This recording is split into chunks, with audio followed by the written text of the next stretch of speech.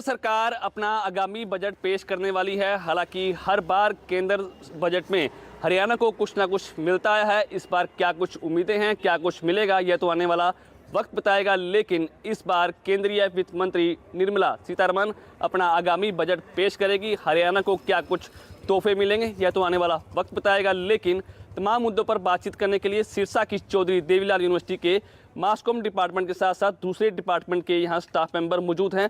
प्राध्यापक यहाँ मौजूद हैं, स्टूडेंट यहाँ मौजूद हैं, स्टाफ मेंबर यहाँ मौजूद हैं। सबसे एक एक करके उनसे विचार जानेंगे कि आखिरकार इस बजट से आपको क्या उम्मीदें हैं। सर, सबसे पहले आपके पास आना चाहूँगा कि आप यहाँ सीनियर लेक्चरर हैं, तो इस बार आपको क्या उम्मीदें हैं? देखिए, जहाँ तक 2025-26 या 25-26 का बजट था, उस बजट में काफ़ी कुछ मिला हरियाणा को भी और देश को भी। और लेकिन हमने ऑपरेशन सिंदूर भी देखा और उसके बाद हमें लगा है कि कहीं ना कहीं पे हमारे डिफेंस के ऊपर जो खर्चा है वो बढ़ना चाहिए और डिफेंस के लिए बजट एलोकेशन ज़्यादा होनी चाहिए। मैं ये उम्मीद करता हूँ। और अगला कि हमने अंतरिक्ष के लिए काफ़ी उड़ानें की हैं। हमने चंद्रयान 3 का भी जो है वो सफल परीक्षण देखा है और उसके लिए हमें लगता है कि अगर सैटेलाइट के लिए और फॉरेन डायरेक्ट इन्वेस्टमेंट के लिए हमारी सरकार में कुछ ऐसी नीतियों में बदलाव किया जाता है जिससे फॉरेन डायरेक्ट इन्वेस्टमेंट और मल्टीनेशनल कंपनीज कॉरपोरेशन ज़्यादा आ पाएँ, तो हमारा जो है अर्थव्यवस्था बहुत अच्छी हो जाएगी। हम दुनिया में नंबर 4 पे चल रहे हैं, नंबर 3 पे बड़ी जल्दी आ जाएंगे। और इसके साथ साथ मैं ये भी चाहूँगा कि एग्रीकल्चर सेक्टर में भी जो सुधार हैं वो जारी रहने चाहिए और गेहूँ और जो हमारी पैडी है उसको छोड़ के हमारे पल्सेस जो हैं, तिलहन जो हैं, उनके ऊपर भी जो है एमएसएम भी मिलना चाहिए और उसके ऊपर जो मिनिमम सपोर्ट प्राइस की बात है वो भी मिलनी चाहिए। और जो प्रदेश हमारे पीछे रह रहे हैं, जहाँ पर इंडस्ट्रियल यूनिट्स नहीं हैं, इंडस्ट्री बहुत ज़रूरी है। इंफ्रास्ट्रक्चर का, रेल का या जो रोड्स का एक जाल है वो पहले ही बनना शुरू हुआ है। लेकिन मैं चाहूँगा कि हरियाणा में भी, ख़ास तौर पे सिरसा जैसे इलाके में भी जो एरियाज़ हैं उनको कुछ सौगात मिले, इंडस्ट्री यूनिट्स मिलें यहाँ पर। और इसके साथ साथ एक जो इनकम की बात है कि जो इनकम टैक्स है उसमें भी कुछ रिबेट और उसमें जो स्लैब हैं उसमें भी कुछ मिलना चाहिए ताकि आम लोगों के ऊपर इसका ज़्यादा दबाव ना पड़े। इसके साथ साथ मैं ये भी चाहूँगा कि उम्मीद करता हूँ कि जो एजुकेशन सेक्टर है उसमें सुधार के लिए नेशनल एजुकेशन पॉलिसी 2020 आई है और उस पॉलिसी के अंतर्गत विद्यार्थियों को ज़्यादा से ज़्यादा जो फेलोशिप मिलनी चाहिए और जो फॉरेन की यूनिवर्सिटीज़ हैं उनके साथ कोलैबोरेशन का मार्ग थोड़ा आसान होना चाहिए। और मुझे इस बात को लेकर बहुत ज़्यादा उम्मीद है कि इस बार का जो बजट है वो हरियाणा के लिए और पूरे भारत के लिए एक बेमिसाल बजट साबित होगा। तो साफ तौर पर हरियाणा के लिए काफ़ी कुछ सौगातें, इनको उम्मीद है कि हरियाणा को सौगातें काफ़ी मिलने वाली है। हालांकि इनका साफ तौर पर कहना है कि देश की अर्थव्यवस्था पर फोकस होना चाहिए ताकि देश में खूब तरक्की हो सके और ख़ासकर डिफेंस पर काम ज़्यादा करना चाहिए, क्योंकि डिफेंस ही ऐसा जो विभाग है जो पूरे देश की रक्षा करता है। इसके साथ ही सिरसा को भी ऐसी इंडस्ट्री मिलनी चाहिए जिससे रोज़गार के नए साधन उपलब्ध हो सकें और युवाओं को कहीं ना कहीं रोज़गार मिल सके और कहीं ना कहीं दूसरे जो भटकते हुए युवा हैं वो एक सच्ची राह पर चल सके। मैम, आप क्या कहेंगे, आपको क्या कुछ उम्मीदें हैं वित्त मंत्री से? मुझे तो सर यही उम्मीद है कि जो महिला सुरक्षा की जब बात आती है उस महिला सुरक्षा में हम कहीं ना कहीं चूक जाते हैं। कई बार हमें आना जाना पड़ता है, बसों में हम सफ़र करते हैं, कई बार ऐसी घटनाएं घट जाती हैं कि उसमें कोई सिक्योरिटी गार्ड या फिर कोई कैमरा इस तरह का नहीं होता कि हम उसमें मतलब हम अपने आप को सिक्योर समझ पाएँ। लेकिन इसमें मैं यही कहना चाहूँगी गवर्नमेंट को कि जो बसों की जो सुरक्षा बढ़ी जाए, आवागमन जो होता है हम लड़कियों का, उस आवागमन के लिए जो है इस तरह की सुविधाएं की जाए, इस तरह का बजट पेश किया जाए कि बसों के अंदर जो है कैमराज लग जाए, कोई सिक्योरिटी गार्ड हो। जैसे मेट्रोज़ वगैरह में भी जब हम कई बार जाते हैं तो उसमें भी जो महिला सुरक्षा की जब बात आती है वो नहीं हो पाती।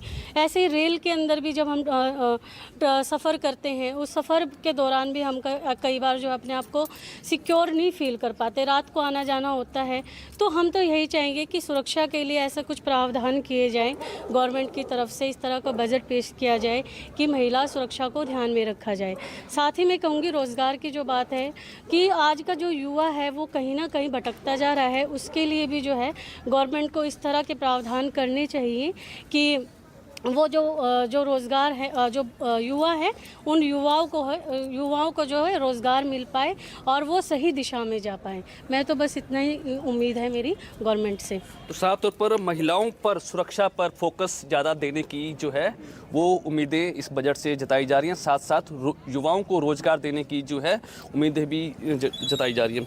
कुछ लोगों से और भी बात करते हैं। सर, आप क्या कहेंगे, किस तरह का बजट होना चाहिए, आपको किस प्रकार की उम्मीदें हैं? सर, सबसे पहले तो मैं यही कहूँगा कि जो हमारी केंद्र सरकार है, हमारे वित्त मंत्री जी हैं, वो जो बजट पेश करेंगे उसमें खास करके जो शिक्षा है, उसमें हायर एजुकेशन की बात करें या हमें प्राइमरी एजुकेशन की बात करें, उस पर फोकस करना चाहिए। क्योंकि जब देश शिक्षित होगा तभी देश का विकास होगा। अभी फ़िलहाल हमारे देश की जो प्राइमरी एजुकेशन है, जिसमें सरकारी स्कूलें हैं, उनकी हालत बड़ी खस्ता होती जा रही है। तो मैं चाहूँगा कि जो सरकार है वो उन पर विशेष ध्यान दे, क्योंकि जो गरीब बच्चा है, गरीब लोगों के बच्चे हैं, वो सरकारी स्कूलों में जाते हैं और उनको एजुकेशन मिलना ज़रूरी है। और रही बात हायर एजुकेशन की, तो हमारे यहाँ यूनिवर्सिटीज़ में या जो कॉलेजेस हैं, वहाँ पे भी शिक्षा के लिए जो बजट है वो ज़्यादा देना चाहिए, ताकि देश विकास की ओर बढ़े। उसके साथ साथ जो हमारी स्लैब है इनकम टैक्स की, उसको थोड़ा सा बढ़ाना चाहिए और जीएसटी की दरों में तो कुछ कटौती करनी चाहिए, ताकि इनकम का जो बढ़ती जाए। और उसके साथ साथ जो किसान हैं, किसानों की जो फसलों की कीमतें हैं, उनको अच्छी कीमतें मिलें, अच्छे भाव मिलें, ताकि किसान भी तरक्की करें। तो साफ तौर पर जो विभिन्न डिपार्टमेंट के लोगों का कहना है कि अलग अलग मुद्दों पर सरकार को फोकस करना चाहिए, खासकर किसानों की जो फसलों की जो बातचीत चल रही है कि एमएसपी पर जो फसलें हैं वो बिकनी चाहिए, जिसको सरकार की तरफ से पूरी तरह से सुनिश्चित करना चाहिए। साथ साथ जो है दूसरी सुविधाओं को भी लागू करना चाहिए। कुछ और भी लोग हैं, इनसे बात करते हैं। डॉक्टर साहब, आप क्या कहेंगे, किस तरह का जो है फोकस हरियाणा को देना चाहिए? हालांकि कई बार कोशिश रही है कि इंडस्ट्री अनाउंस हुई है, लेकिन अभी तक इंडस्ट्री सिरसा में आ नहीं पाई है। आपका क्या कहना है कि किस तरह का जो है वो बजट होना चाहिए? हरियाणा की अगर बात करें तो हरियाणा जो है एनसीआर जो रीजन है वो अलग है। सिरसा वाली जो आप बात कर रहे हो, ये राजस्थान के साथ और पंजाब के साथ जुड़ के त्रिवेणी वाला क्षेत्र है। तो एनसीआर के अंदर तो हब है, हमारा इंडस्ट्रीज़ का हब है। गुड़गांव जो है पूरे विश्व के अंदर पॉपुलर है, फरीदाबाद जो है विश्व के अंदर पॉपुलर है। उसी तरीके से केंद्र सरकार और राज्य सरकार मिल के जो है राष्ट्र के उत्थान में और विश्व गुरु बनने की तरफ जो है वो अग्रसर है।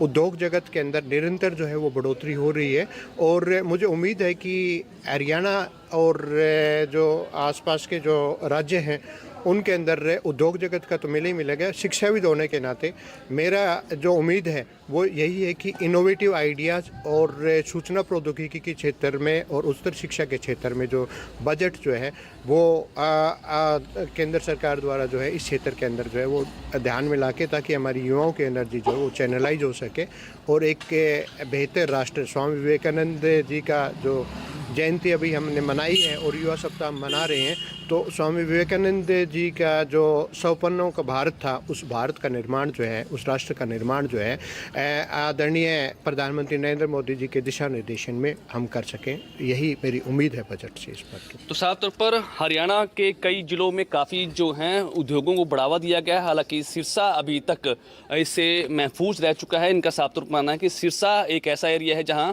अगर उद्योगों को बढ़ावा मिलता है तो लाखों लोगों को जो है रोजगार भी मिलेगा। ऐसी उम्मीदें हैं जो बताई जा रही हैं। सर, आप क्या कहेंगे, किस तरह का बजट होना चाहिए?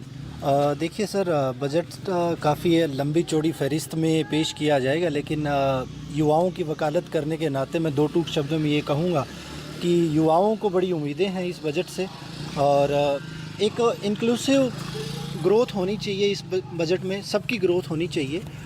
बजट कंट्री की है जो स्ट्रॉन्ग ग्रोथ की तरफ भी ध्यान दे और साथ ही साथ युवाओं के लिए न्यू जॉब जनरेशन का भी काम करे तो ज़्यादा बेहतर होगा। युवाओं के लिए नए स्टार्टअप्स, नई कंपनीज और एंटरप्रेन्योरशिप को बढ़ावा दे, तो यही उम्मीदें हैं इस बजट से। मैम, आपका कहेंगे, आप एक गृहिणी हैं, किस तरह का बजट गृहिणी के लिहाज से होना चाहिए? सर मुझे ऐसा लगता है कि गृहिणियों को ना ही फोकस करते हुए सर्वांगीण विकास का ही बात करनी चाहिए। सबसे पहले तो मुझे ऐसा ही लगता है कि शिक्षा हमारी बुनियादी आवश्यकता है और शिक्षा को हर व्यक्ति तक पहुंचाया जा सके ग्रास रूट लेवल तक हम परिवर्तन देख सकें, ऐसा शिक्षा में कुछ सरकार सोचे और शिक्षा को सब लोगों तक पहुंचाए जा सकने के लिए बेहतर अगर कुछ बजट में प्रावधान रखे जाते हैं तो वो बहुत अच्छी बात होगी। और ये वो समय है जिसे हम परिवर्तन काल कह सकते हैं, क्योंकि बहुत तेज़ी से आज हमारे देश में कुछ नई चीज़ें, नए ऐसे अवसर पैदा किए जा रहे हैं। ऐसे में स्टार्टअप्स पर अगर कुछ विशेष जगह रखी जाए इस बजट में, स्वरोज़गार के लिए सरकार अगर कुछ अलग से प्रावधान रखे तो मुझे ऐसा लगता है कि वो एक बहुत अच्छी बात रहेगी और हर युवा उससे लाभान्वित हो सकेगा। गृहिणियों के नाते देखा जाए तो गृहिणियों के लिए भी स्वरोज़गार अपने आप में एक अच्छी पहल हो सकता है, क्योंकि घर बैठे बैठे अगर वो रोज़गार के साधन अपने लिए पैदा कर सकते हैं तो मुझे ऐसा लगता है कि एक तरीके से आप रोज़गार के साधनों को दोगुना कर देंगे।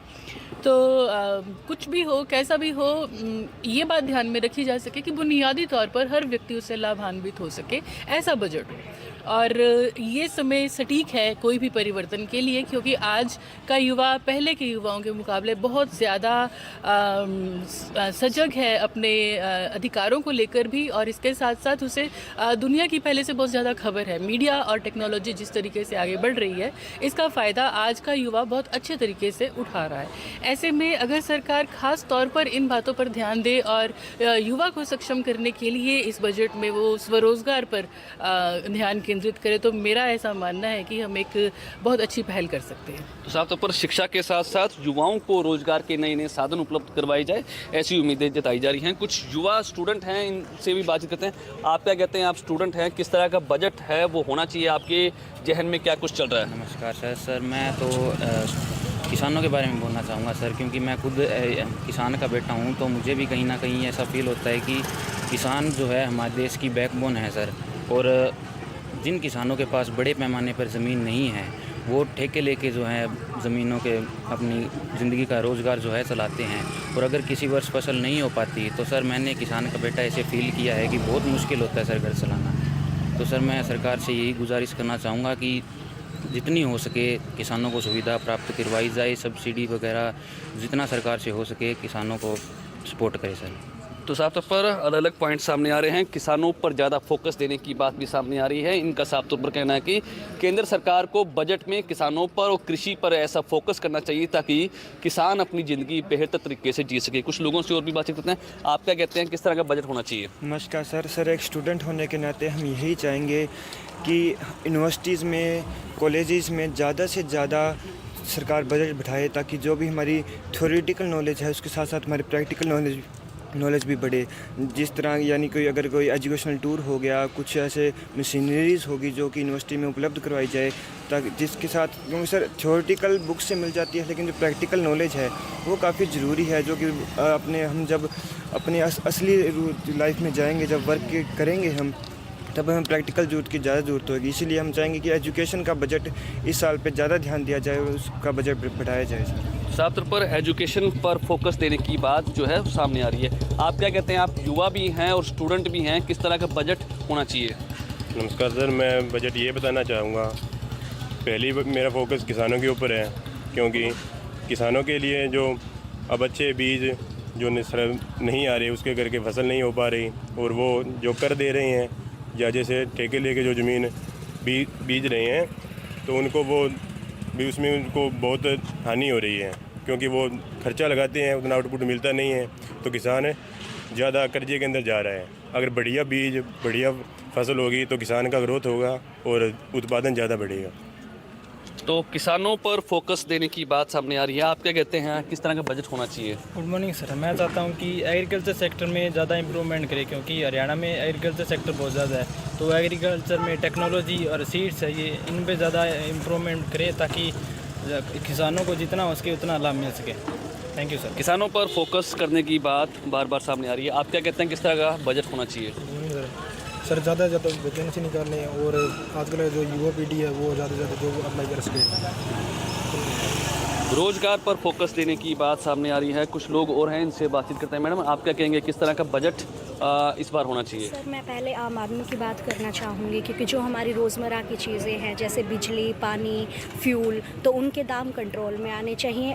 जैसे ही औरों ने बताया कि हमारे एजुकेशन सिस्टम की बात की जाए, तो मैं यही कहना चाहूँगी छोटे स्तर से ही स्किल डेवलपमेंट प्रोग्राम्स का ही शुरुआत कर देनी चाहिए। जैसे हमारे सरकारी स्कूल है, इनके इंफ्रास्ट्रक्चर पर भी इतना ध्यान नहीं दिया गया है। लोग अपने बच्चों को ना, चाहे उनके पास पैसे हो या ना हो, लेकिन दिहाड़ी करके, मजदूरी करके कोई भी सरकारी स्कूल में पढ़ाना नहीं चाहता। रीज़न बिहाइंड दिस कि वो कहते हैं कि वहाँ पे उनकी स्किल डेवलपमेंट नहीं होगी। तो उनके इंफ्रास्ट्रक्चर पर भी ध्यान दिया जाए, स्किल डेवलपमेंट प्रोग्राम्स भी उनको दी जाए। अगर यूनिवर्सिटीज़ की उच्च स्तर की बात करें तो सर, इसमें हमारे यहाँ पे रिसर्च के, हरियाणा की यूनिवर्सिटी के वो रिसर्च में इतनी अच्छी नहीं है। लोग बाहर से रिसर्च करना ज़्यादा पसंद करते हैं। जैसे सिरसा जैसे शहर में बोला जाता है कि रिसर्च की क्वालिटी नहीं है, तो उसकी क्वालिटी एनहांस करने के लिए अच्छी जैसे साइंस की रिसर्च है तो यहाँ पे मशीनरी उपलब्ध नहीं है। रिसर्च के प्रोग्राम्स होने चाहिए और ह्यूमन वैल्यूज़ को भी ध्यान में रखते हुए हमें ऐसे जगह जगह प्रोग्राम्स कराने चाहिए। और ये सब कुछ, इन पर सरकार एजुकेशन पर ज़्यादा से ज़्यादा ध्यान दे तो ही अच्छा रहेगा आने वाले समय में। और भी जैसे हमारे ट्रांसपोर्ट की बात करें, युवा जैसे ट्रांसपोर्ट से आते हैं, दूर से आते हैं, तो मैंने देखा है कि हमारे रोड जो हैं, रोड सेफ्टी को लेके इतने एक्सीडेंट हो रहे हैं, वो हैं जगह जगह से टूटे हुए हैं, उनको भी वो डेवलप कराया जाए, उसमें भी अपना बजट अच्छे से लगाया जाए।